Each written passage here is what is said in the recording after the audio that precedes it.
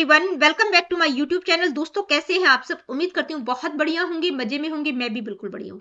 KVS pedagogy की series हमने start की हुई है, जो कि टीजीटी, पीजीटी, पीआरटी सभी पोस्ट के लिए है। पहली यूनिट हम कंप्लीट कर चुके हैं, दूसरी यूनिट हमने स्टार्ट की हुई है। और आज की इस वीडियो में हम इस यूनिट का कौन सा टॉपिक डिस्कस करेंगे? इंस्ट्रक्शनल प्लान्स का। तो देखिए, इंस्ट्रक्शनल प्लान्स में आपकी 3 तरह की प्लानिंग दी गई है: ईयर प्लान, यूनिट प्लान और लेसन प्लान। तो ईयर प्लान पिछली वीडियो में हम डिस्कस कर चुके हैं। आज की वीडियो में हम यूनिट प्लान को डिस्कस करेंगे, ठीक है। और यहां पर एक बात और बताना चाहूंगी कि भाई आरआरबी यानी कि रेलवे रिक्रूटमेंट बोर्ड ने भी कुछ वैकेंसीज निकाली हैं अभी रिसेंटली, ठीक है। तो आरआरबी पीआरटी का जो प्रोफेशनल एबिलिटी वाला सेक्शन है और जो केवीएस की पेडागोजी, दोनों का डिट्टो सिलेबस है। तो ये सीरीज दोनों के लिए साथ साथ चल रही है, ठीक है, क्योंकि सेम ही सिलेबस है, क्वेश्चन वही है, टॉपिक्स वही है, तो कुछ भी डिफरेंट नहीं है। तो उनके लिए भी है और केवीएस वाले बच्चों के लिए भी है। तो चलिए स्टार्ट करते हैं आज की वीडियो को। आज की वीडियो में हम यूनिट प्लान के बारे में बात करेंगे। यूनिट प्लान का मतलब क्या है? Unit plan is a way of breaking down the yearly plan into smaller meaningful sections for better teaching and learning. पिछली वीडियो में हमने क्या डिस्कस किया था? ईयर प्लान को डिस्कस किया था, ठीक है। ईयर प्लान क्या होती है? तो जो ईयर प्लानिंग थी, मतलब पूरे साल through out the year teacher क्या कुछ कराएगा उसकी प्लानिंग करना। तो ईयर प्लान को छोटे छोटे स्मॉलर मीनिंगफुल सेक्शंस में डिवाइड करना, उसको हम कहते हैं यूनिट प्लान। भाई एक जैसे पूरा का पूरा सिलेबस है, उसको आपने 5 यूनिट में डिवाइड कर दिया। जैसे आपकी केवीएस की पेडागोजी है, ठीक है, उसको 5 सेक्शंस में डिवाइड कर रखा है। तो हर एक सेक्शन को एक पर्टिकुलर यूनिट का नाम दे दिया, ठीक है। पहली यूनिट, दूसरी यूनिट, तीसरी, चौथी, पांचवी, ठीक है। तो यूनिट प्लान से क्या हेल्प होता है? It helps teachers organize their lessons effectively and ensure proper implementation of the syllabus। भाई टुकड़ों में चीजों को डिवाइड कर लिया, पूरे सिलेबस को 5 हिस्सों में डिवाइड कर लिया। अब टीचर डिसाइड कर सकती है कि भाई जैसे एक पर्टिकुलर यूनिट को मेरे को इतने दिन में कवर करवाना है, ठीक है। जैसे मैंने आप लोगों की केवीएस की पेडागोजी है, उसको डिसाइड कर रखा है कि पहली यूनिट इतने दिन में करवानी, दूसरी इतने दिन में करवानी, तीसरी इतने दिन में, ठीक है।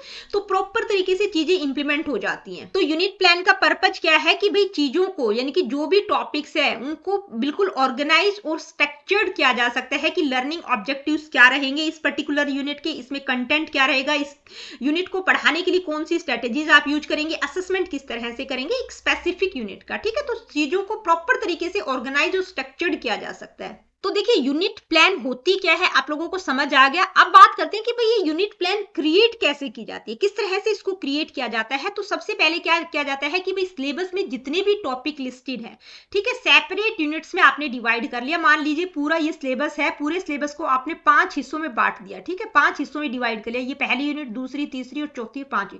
जैसे आपकी केवीएस पेडागोजी का सिलेबस है, उसको 5 हिस्सों में डिवाइड कर रखा है।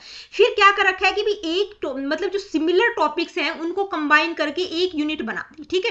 जैसे पहली यूनिट है अंडरस्टैंडिंग द लर्नर, ठीक है। तो उसमें बच्चे से रिलेटेड जितने भी थे, ग्रोथ कैसे होती है, डेवलपमेंट क्या होता है, मैच्योरेशन से आप क्या समझते हैं, डेवलपमेंट की स्टेजेस क्या क्या रहेंगी, तो उनको क्या किया, एक पर्टिकुलर यूनिट में डाल दिया। नेक्स्ट है grouping related topics that are connected to real life experiences. अब क्या करेंगे कि भाई यूनिट डिवाइड कर ली है, ठीक है, एक जैसे टॉपिक एक यूनिट में डाल दिए। अब एक जैसे तो डाल दिए, लेकिन एक ही यूनिट में कुछ टॉपिक डिफरेंट भी हुए, ठीक है। तो आप क्या करेंगे कि मतलब जो एक जैसे टॉपिक है उनको कनेक्ट करेंगे, ठीक है। उनका एक ग्रुप बना लेंगे कि जैसे ग्रोथ और डेवलपमेंट का टॉपिक है, उसकी स्टेजेस हैं, डेविएशंस हो गया, उसकी थ्योरीज होगी। तो उसके बाद उसमें मैच्योरेशन का भी टॉपिक है। तो पहले ग्रोथ और डेवलपमेंट को सीरीज में कंप्लीट करवाएंगे, उसके बाद आप मैच्योरेशन का ले सकते हैं। तो यूनिट कैसे क्रिएट की जाती है, आई होप समझ आ गया होगा आपको। इसके बाद बात करते हैं कि जब एक टीचर सिलेबस को यूनिट्स में डिवाइड करती है तो कौन कौन सी बातों का ध्यान रखना चाहिए, ठीक है। तो पहली तो इंपॉर्टेंट बात क्या है कि भाई टोटल वर्किंग डेज कितने हैं, कितनी क्लास पीरियड रहेंगे उस टॉपिक को करवाने के लिए, ये सारी चीजें ध्यान में रखनी है। नेक्स्ट है completeness and relevance of each unit to the learning objectives. भाई लर्निंग ऑब्जेक्टिव्स को ध्यान में रखते हुए आपको काम करना है कि भाई जो भी लर्निंग ऑब्जेक्टिव्स उस पर्टिकुलर यूनिट्स के हैं वो अचीव होने चाहिए, ठीक है। तो कंप्लीटनेस और रेलेवेंस का ध्यान रखना है। नेक्स्ट है suitability according to students age, interest and abilities. हर बच्चे की मतलब इंडिविजुअल नीड्स को भी ध्यान में रखना है, ठीक है। बच्चे का इंटरेस्ट, उसकी एबिलिटीज, उसके अकॉर्डिंग वो भी सारी चीजें आपको कंसीडर करनी है। Availability of resources for teaching the unit. अब कोई यूनिट ऐसी होती है जिसमें प्रैक्टिकल वर्क बहुत ज्यादा होता है, तो रिसोर्सेज अवेलेबल हैं कि नहीं उस काम को करवाने के लिए, वो भी आपको ध्यान में रखना है। नेक्स्ट है integration and connection between different units for smooth learning. भाई लर्निंग स्मूथ हो इसलिए आपको इंटीग्रेशन और कनेक्शन का भी ध्यान रखना है। एक चीजों को एक दूसरे के साथ कनेक्ट करते हुए करवाना है, ठीक है। है, ताकि उनमें बच्चे को ये ना लगे कि इस टॉपिक के बाद मैडम ने पता नहीं ये क्या ही स्टार्ट करवा दिया, ठीक है। तो जो एक जैसे मिलते जुलते टॉपिक्स हैं उनको आपस में कनेक्ट करते हुए करवाना है। इसके बाद बात करेंगे की features of a unit plan. भाई की फीचर्स क्या क्या होंगे यूनिट प्लान के, क्या क्या फायदे होंगे, ठीक है। थीमेटिक ऑर्गेनाइजेशन, भाई जो भी स्पेसिफिक थीम है, ठीक है, उसको आप डेप्थ में कवर करवा सकते हैं, ऑर्गेनाइज कर सकते हैं। लर्निंग ऑब्जेक्टिव्स को बिल्कुल क्लियरली डिफाइन कर सकते हैं कि भाई स्टूडेंट्स जो है इस यूनिट को करवाने के बाद ये लर्निंग ऑब्जेक्टिव्स अचीव किए जा सकते हैं। नेक्स्ट है इंस्ट्रक्शनल स्ट्रेटेजीज, यानी कि methods like discussions, projects and hand on activities की अलग अलग स्ट्रेटेजीज जो भी इंस्ट्रक्शन देने के लिए आप प्रयोग करेंगे कि भाई पर्टिकुलर यूनिट के लिए मेरे को इस मेथड का प्रयोग करना है, तो discussion, project, hand on activities के लिए आप प्लानिंग कर सकते हैं, ठीक है। असेसमेंट क्राइटेरिया क्या रहेगा, भाई आप क्विज के द्वारा, असाइनमेंट के द्वारा, ग्रुप वर्क के द्वारा बच्चों को असेस कर सकते हैं कि उनको कितना समझ आया। इंटीग्रेशन ऑफ सब्जेक्ट्स को इंटीग्रेट कर सकते हैं कि भाई डिफरेंट टॉपिक्स है यूनिट में, आपने क्या कर लिया कि भाई एक पर्टिकुलर यूनिट में ये टॉपिक कवर करवाना है, जो कि उनको आप इंटीग्रेट करके करवा सकते हैं कि ग्रोथ के बाद मेरे को डेवलपमेंट करवाना है, डेवलपमेंट की स्टेजेस करवानी है, ठीक है। मतलब इंटीग्रेशन का ध्यान रखेंगे। इसके बाद बात करेंगे components of a unit plan. Unit plan के कंपोनेंट्स क्या क्या होंगे, घटक क्या क्या होंगे, ठीक है, किस तरह से बनाई जाती है। तो सबसे पहले यूनिट का टाइटल, जैसे पूरे के पूरे, जैसे केवीएस का की पेडागोजी का आपका पूरा सिलेबस है, उसको 5 हिस्सों में डिवाइड कर दिया, तो हर एक यूनिट का एक टाइटल है। जैसे पहली यूनिट क्या है, अंडरस्टैंडिंग द लर्नर, ठीक है। तो सबसे पहले क्या आएगा, यूनिट का टाइटल आएगा। उसके बाद ड्यूरेशन, ठीक है, कि कितने टाइम पीरियड में, भाई स्कूल लेवल पर आप करवा रहे हैं तो कितने टाइम पीरियड में आपको उस यूनिट को कंप्लीट करवाने के लिए कितना एस्टिमेट टाइम की रिक्वायरमेंट है।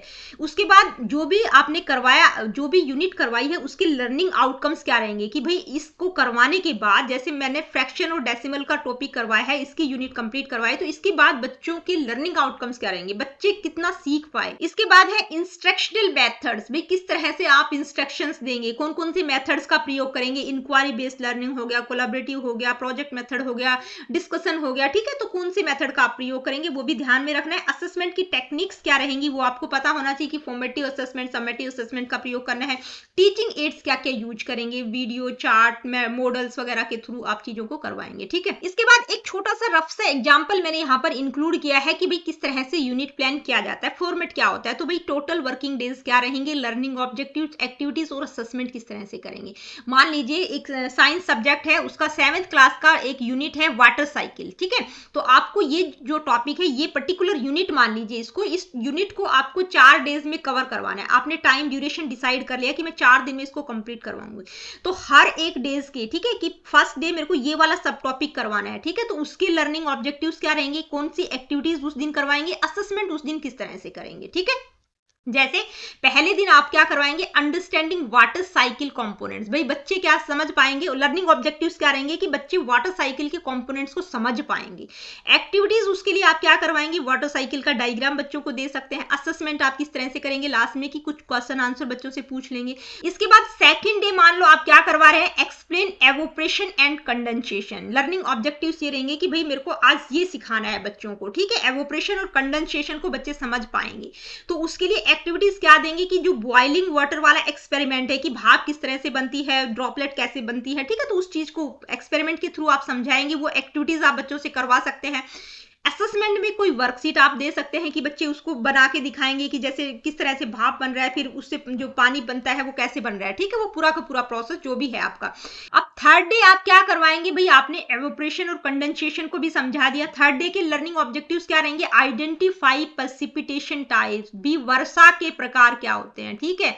आप उसके लिए ग्रुप डिस्कशन कर सकते हैं, एक्टिविटीज में कोई क्विज बच्चों को दे सकते हैं असेसमेंट के लिए, ठीक है। चौथे दिन आप उस टॉपिक को क्लियर करने के लिए, मतलब पूरा का पूरा थ्रू आउट हो जाएगा, link water cycle to weather patterns, भाई वाटर साइकिल वेदर पैटर्न्स के साथ किस तरह से लिंक कर रहा है उस चीज को समझाएंगे। केस स्टडी के रूप में बच्चों को एक्टिविटी दे सकते हैं, एक छोटा सा टेस्ट बच्चों का ले सकते हैं असेसमेंट के लिए। तो यहां पर मैं आप लोगों को बता दूं, ये सिर्फ एक फॉर्मेट मैंने बताया है यूनिट प्लान का, ठीक है। इसको एक प्रॉपर एग्जाम्पल मत समझ लीजिएगा कि भाई ये एक्यूरेट एग्जाम्पल है, सिर्फ एक फॉर्मेट मैंने समझाने के लिए आप लोगों को बताया है।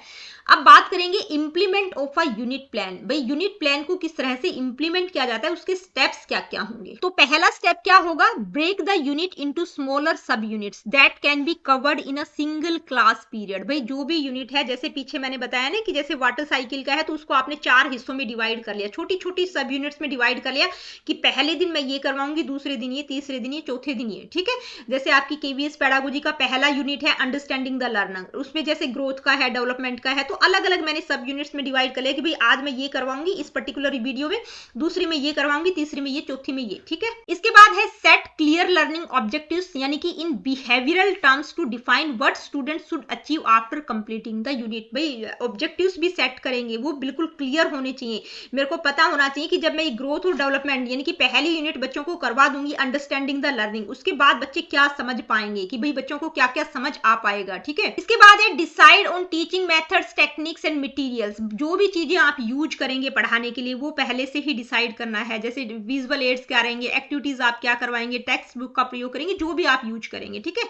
इसके बाद plan teacher student interaction to make learning more engaging. भाई उसके लिए भी टीचर और स्टूडेंट का इंटरेक्शन किस तरह से होगा ताकि बच्चों को आप इंगेज कर सके। ऐसा ना हो कि आप क्लास में गए, आपने पढ़ाना शुरू किया और बच्चों को इंटरेस्ट ही नहीं आ रहा है कि आप क्या पढ़ा रहे हैं, ठीक है ना। कई बार बच्चे बोलते हैं ना, मम्मा मेरी ये मैडम बिल्कुल बोरिंग तरीके से पढ़ाती है, समझ ही नहीं आता कि क्या कुछ करा के चली गई। तो टीचर स्टूडेंट इंटरेक्शन के लिए भी आपको प्लानिंग करना है कि मेरे को बच्चों को किस तरह से इंगेज रखना है। इसके बाद है प्रिपेयर असेसमेंट मेथड्स, किस तरह से बच्चों को आप चेक करेंगे कि जो भी मैंने समझाया वो उनको समझ आया कि नहीं, क्विज के द्वारा, टेस्ट के द्वारा, डिस्कशन के थ्रू, ठीक है।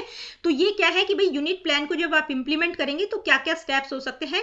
तो पहले सबसे पहले यूनिट को सब यूनिट्स में डिवाइड करेंगे, छोटे छोटे हिस्सों में डिवाइड करेंगे, लर्निंग ऑब्जेक्टिव्स क्लियरली सेट करेंगे, टीचिंग मेथड्स, टेक्निक्स, मटेरियल जो भी यूज होगा उसको डिसाइड करेंगे, बच्चों के साथ किस तरह से इंटरेक्ट करना है उसके बारे में भी प्लानिंग करेंगे, और असेसमेंट मेथड क्या रहेंगे उसको भी प्रिपेयर करेंगे। इसके बाद बात करेंगे इंपोर्टेंस क्या रहेगा यूनिट प्लान का। इसको हम एडवांटेजेस या मेरिट्स भी कह सकते हैं। तो क्या इंपोर्टेंस रहेगा, ensure syllabus completion with in the available time. भाई कितना टाइम पीरियड है, ठीक है, आपने डिसाइड कर लिया कि ये टाइम पीरियड रहेगा इस पर्टिकुलर यूनिट को कंप्लीट करवाने के लिए, मेरे को मतलब ये टाइम मिला हुआ है, तो उसमें आप सिलेबस कंप्लीट करवा सकते हैं, उसके लिए इंश्योर हो सकते हैं।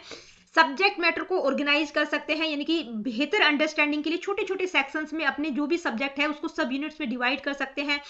Helps in clear goal settings, यानी कि बच्चों के गोल क्या रहेंगे, टीचर के क्या है, कि टीचर को किस तरह से, मतलब टीचर के भी लर्निंग ऑब्जेक्टिव्स होते हैं ना कि मेरे को इस पर्टिकुलर टाइम पीरियड में ये करवाना है, और बच्चे उस चीज को सीख पाए कि नहीं, ठीक है। बच्चों के लर्निंग ऑब्जेक्टिव्स क्या रहेंगे, टीचर के क्या रहेंगे, दोनों की हेल्प करती है। इंक्रेजेस एक्टिव पार्टिसिपेशन के लिए इंक्रीज करती है। भाई लेसन को आप इंटरेस्टिंग और इंगेजिंग बना सकते हैं, क्लासरूम मैनेजमेंट को इंप्रूव किया जा सकता है, और असेसमेंट के लिए भी एक फीडबैक प्रोवाइड करती है। अब हमने इंपोर्टेंस क्या है या एडवांटेजेस या मेरिट्स हम कह सकते हैं कि भी क्या क्या एडवांटेजेस है यूनिट प्लान की, उनको तो हमने देख लिया है। लेकिन कई बार क्या होता है कि डिसएडवांटेज पूछ लिया जाता है, डीमेरिट पूछ ली जाती है कि 4 ऑप्शन दे देंगे, उनमें से आपको बताना है कि कौन सा इनमें से एक जो है डीमेरिट है यूनिट प्लान का, तो वो भी आपको पता होना चाहिए कि भाई इसके डीमेरिट्स क्या क्या है।